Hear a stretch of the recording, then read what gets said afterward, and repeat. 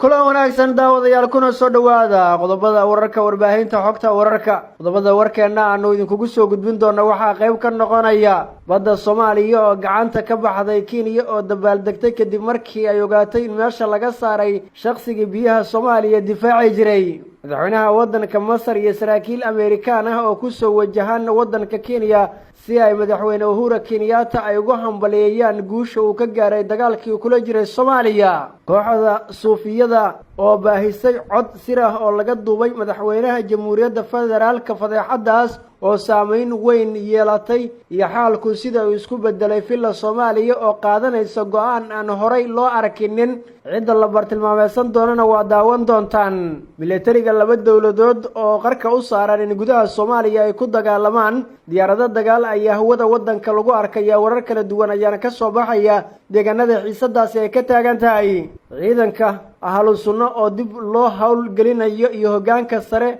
ee kooxda oo xalay kulan degdeg ah iskugu yimid magaalada Dhuusamareeb waxa ay qaadaceen dhammaan go'aanadii dawladdu ay qaadatay sidoo kalena waxa kooxdu ay hawl gelisay arrin xasaasi ah Cabdiraxmaan Odawa oo soo bandhigay qatar weyn oo ka jirta galmudug boorsooyinka lacagta ee la sii daadguraynayo iyo xaalku sida uu yahayna waxa uu sheegay in markaan uu yahay mid walwalkii ugu dambeeyay uu jiro xildhibaan ka tirsan baarlamaanka Soomaaliya waxa uu soo bandhigay khiyaano qaran oo uu sameeyay madaxweynaha Soomaaliya markaana waxaa muuqata in guud ahaanba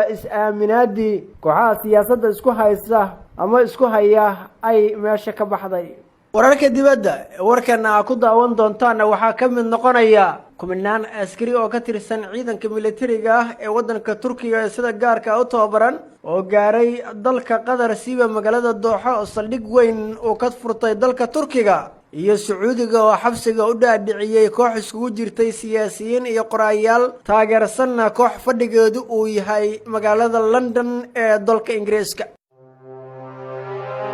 inta daawadayaal qodobada ugu waaweyn wararkeena taariikhduna waa 26 bisha 11 sanadka 2019 ku soo dhawaada wararkaas oo dhameystiran aanu ku bilowna biyaha Soomaaliya ayaa u muuqday inay gacanta ay ka baxeen Kenya iyana xalay waxa ay bilowday dabaaldegyo waaweyn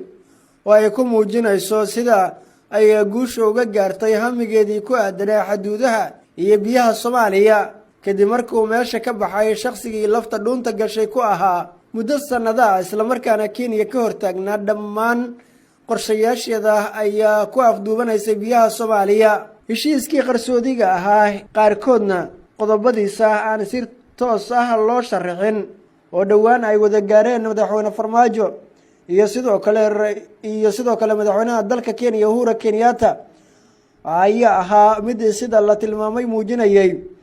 in labada dawladood ay wada hadal ku dhameeyaan muranbadeedka ka dhex jira isla markaana dawladda Farmaajo ay gasho gorgortan ay muddo dheer soo waday iyada oo ku gambanaysa dadaalada soconaya ee Kenya ay wado iyo sidoo kale qorshaha maxkamadda cadaaladda adduunka ay gacanta ku hayso xogta la helay ayaa tilmaamaysa in magaalada Nairobi ee waddanka Kenya ay ka bilowdeen xalay kulamo iyo dabaaldegyo ay leeyihiin madaxda sare ee waddanka Kenya kuwaas oo dareensan in xilka qaadistii lagu sameeyay xeer ilaaliyaha guud ee qaranka Soomaaliya Dr. Axmed Cali Daahir ay ahayd mid u horseedaysa in Kenya ay guul weyn ka gaadho hamigeeda ku aadan in wada hadal iyo gorgortan laga galo biyaha Soomaaliya ay doonayso inay gacanta ku dhigto garyaqaan Dr. Axmed Cali Daahir ayaa Kenya ku ahaa laf dhuun gashay waxa uu ka hortaagnaa dhammaan qorshayaasha dhinaca Soomaaliya ay kaga baahato ee ku aadan in biyaha wada hadal ay ka gasho dhowr jeer ayaa la tilmaamay inuu fashiliyay qorshe Kenyaatiga oo madaxda Soomaalida ka gadayay fila Soomaaliya oo ka duulaysa sidii ay u meel marin lahayd dhammaan heshiisyadii ay la gashay xukuumadda Nairobi iyo sidoo kale in ay hesho shakhsiyaad ku dhaqaaqa dhammaan go'aanadeeda oo aan qaadan karin go'aan gaar ah oo waddanka lagu difaacayo ayaa meesha ka saartay Dr. Axmed Cali Daahir oo ahaa lafdhabar weyn oo isku xireeyay kooxdaas biyaha u doodaya iyo sidoo kale maxkamadda iyo dawladda dhexe sababaha loo bartilmaameedsaday ayaa la tilmaamay in ay ahaayeen dana shakhsiyadeed oo ku aadan in madaxweyne Farmaajo iyo kooxdiisu ay ka fogaanayaan ninkan oo ah sharci yaqaan oo qalqalgeliyo qorshahooda ku aadan in wada hadal ay la galaan Kenya isla markaana laga soo laabto maxkamadda cadaaladda adduunka taa beddelkeedana Kenyaatigu ay fuliyaan qorshayaal ku aadan sidii madaxweyne Farmaajo iyo sidoo kale kooxdiisu ay ugu guuleysan lahaayeen doorashooyinka soo socda. xogtan oo ay nala wadaageen ila ka agdhow Dr. Axmed Cali Daahir ayaa waxa ay sheegayaan in sababta xilka looga qaaday ay ahayd in madaxweyne Farmaajo uunan soo magacaabin isla markaana uu la soo shaqeeyay madaxweynihii ka horeeyay Xasan Sheekh Maxamuud oo markaan siyaasadda galaangal ku leh inuu gacanta ku hayo kiiska badda una yahay shakhsi aqoon durugsan oo leh xagga sharciga diblomaasiyadda iyo dhinacyo kale.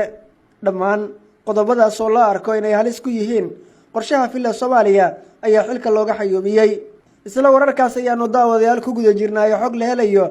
ayaa qeexaysa in madaxweynaha dalka Masar iyo saraakiil Amerikaan ah ay ku soo wajahan yihiin dalka Kenya si ay ula wadaagaan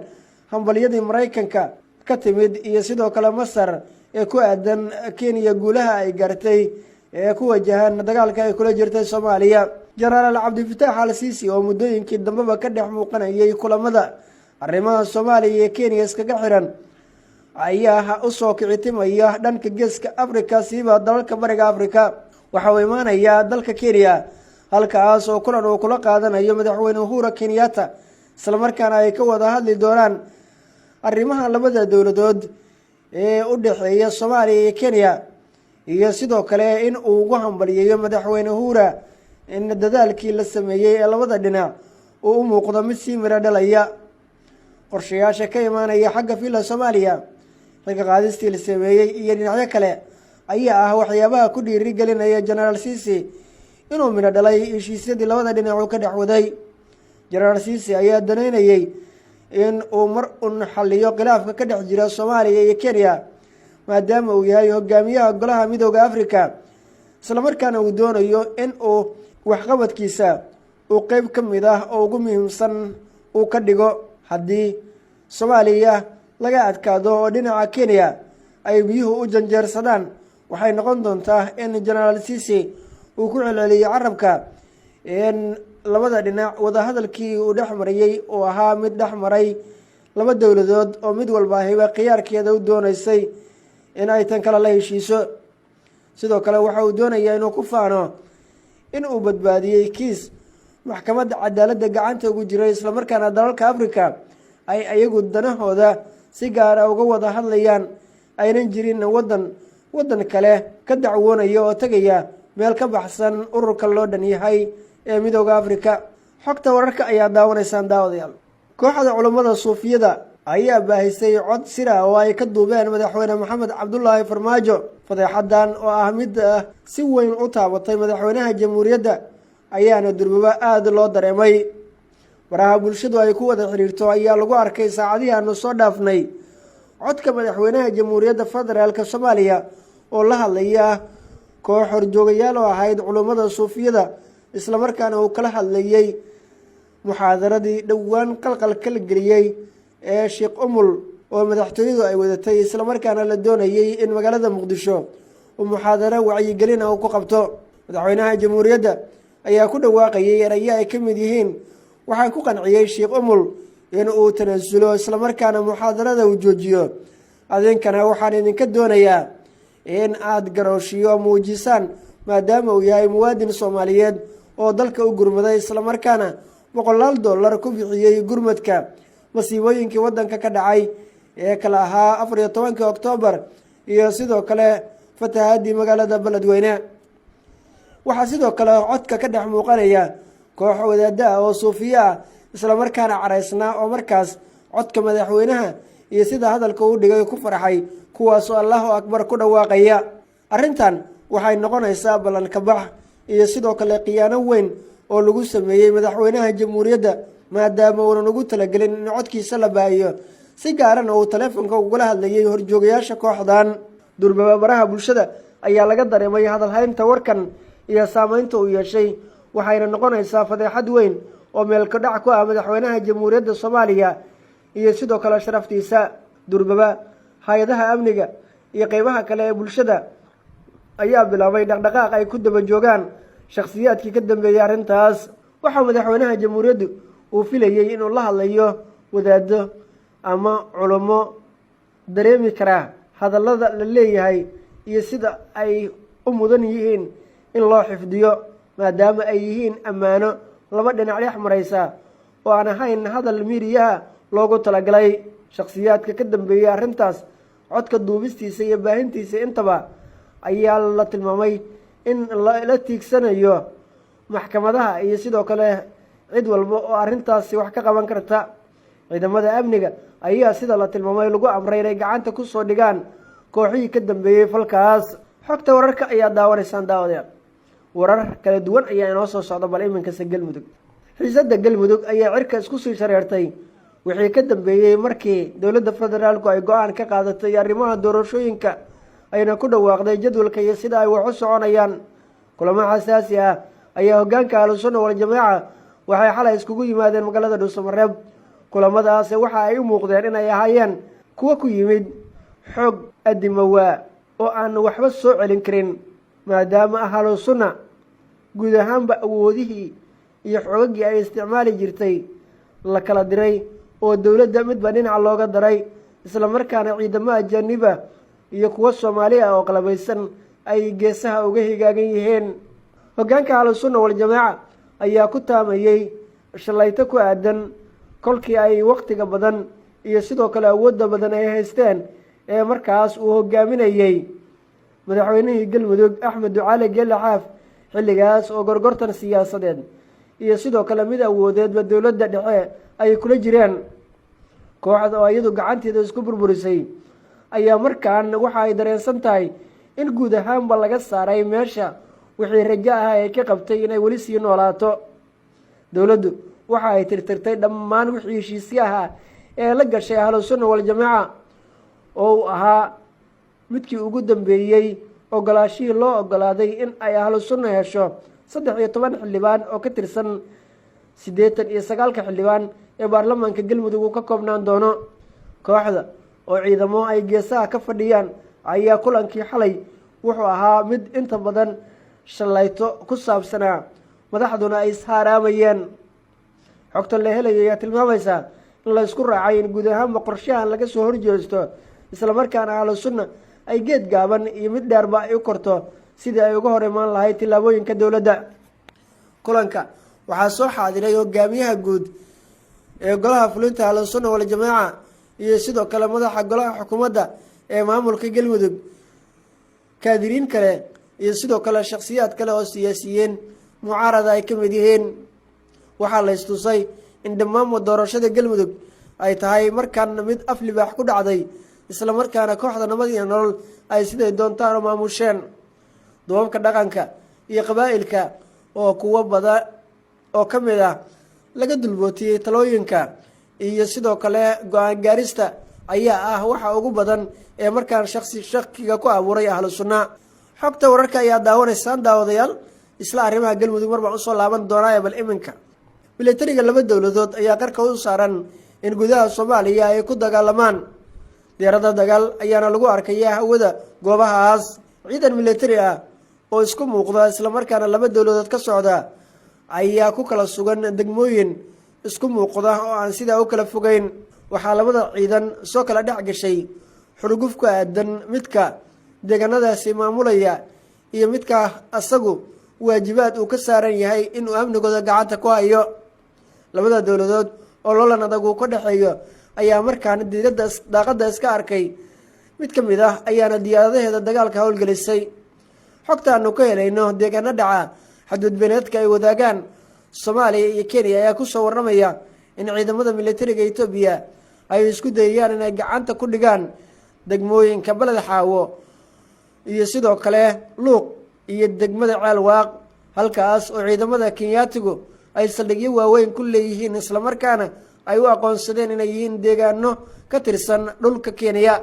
militariga Itoobiya oo gacan siinaya dowladda dhexe ee federaalka Soomaaliya ayaa doonaya in ciidanka Kenya deegaanada ay ku sugan yihiin amnigooda ay la wareegaan. militariga Kenya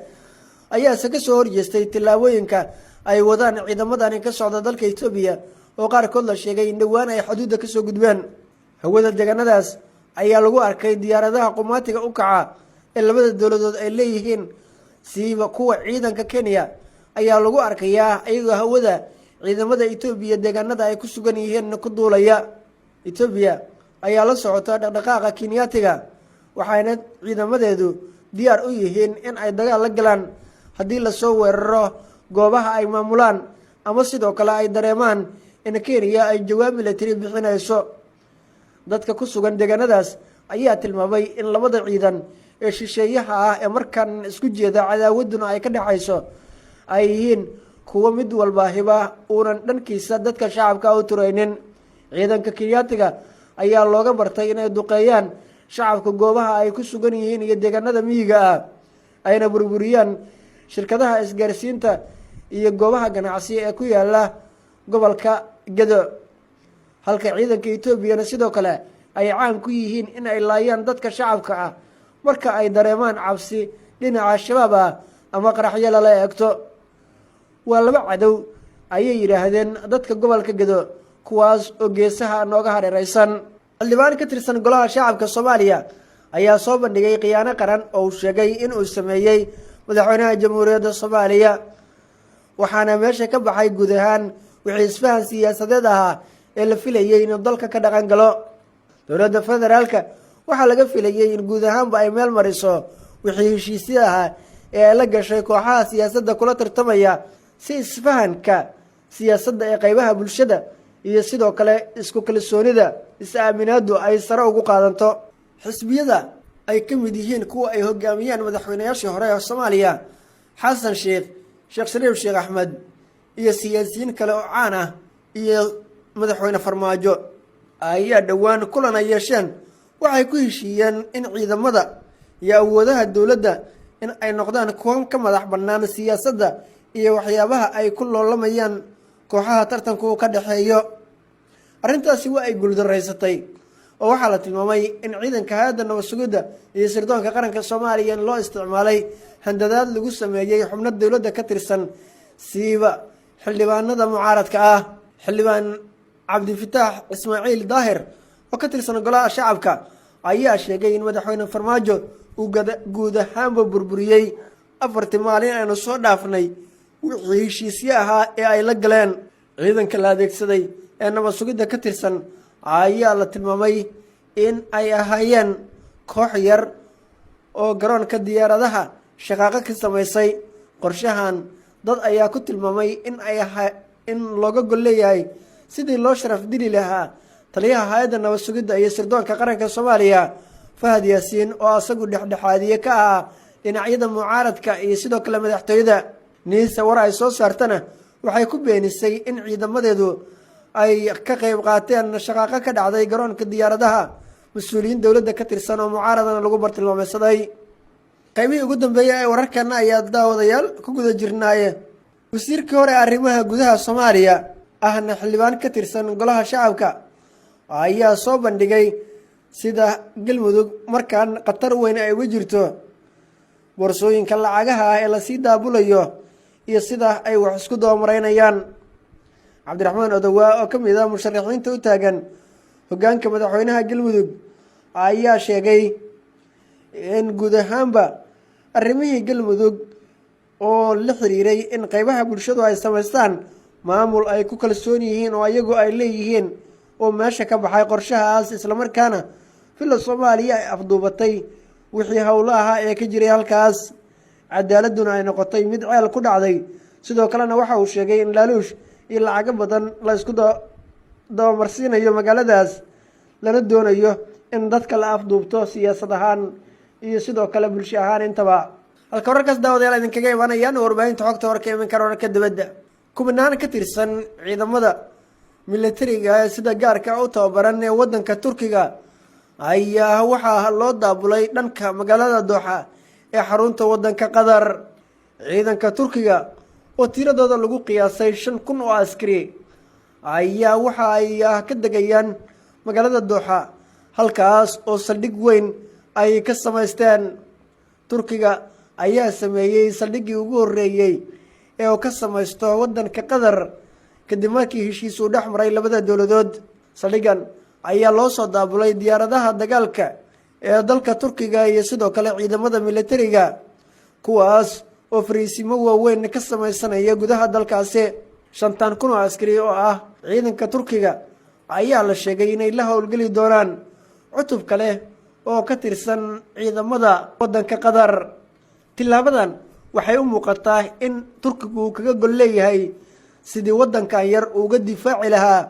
dowladaha kale ee doonaya in ay duulaanka ku soo qaadaan. suurtagalnimada xiisadda Sacuudiga iyo Qatar ka dhaxaysa oo gacan ka hadal isku bedesha waa tilaabada madaxweyne Erdogan uu doortay in 5,000 oo askari oo si aad u qalabaysan uu ka dejiyo magaalada Dooxa. sidoo kalena cutubyo kale oo ciidamo hor la ah ayaa ka soo wajahan wadanka Turkiga. sidoo kale ciidamadan waxay qayb ka qaadan doonaan difaaca iyo la socoshada ama la socodka xaaladda wadanka Iran oo wajahaya dhaqdhaqaaqyo military. Turkiguna waxa uu doonayaa in Iran iyo sidoo kale Qatarba ay noqdaan kuwa ka badbaada khatarta wadamada reer galbeedka iyo sidoo kale dalalka khaliijka. ugu dambeyntiina dowladda Sacuudiga ayaa xabsiga dhigtay 8 ka mid ah koox iskugu jirtay baarayaal wax qora iyo sidoo kale khubaro siyaasadeed. waxaana la sheegay in dadka la xiray oo magacyadooda ay ka saartay meesha inay shaaciso xukuumadda Riyadh inay ahaayeen taageerayaasha iyo xubno ka tirsan koox fadhigeedu uu yahay magaalada London oo la magac baxday Al-Qasad Group. kooxda fadhigeedu uu yahay magaalada London ayaa waxay cambaaraysay xariga ciidamada dalka Sacuudigu ay sameeyeen, waxayna tilmaameen in arrintan ay tahay meel ka dhac weyn oo lagu sameeyay shacabka iyo qeybaha bulshada ee xuquuqdooda u dooda. guud ahaan daawadayaal intaas waxaa ku dhan warkooda idinkaga imaanaya xogta wararka nabadgelyo.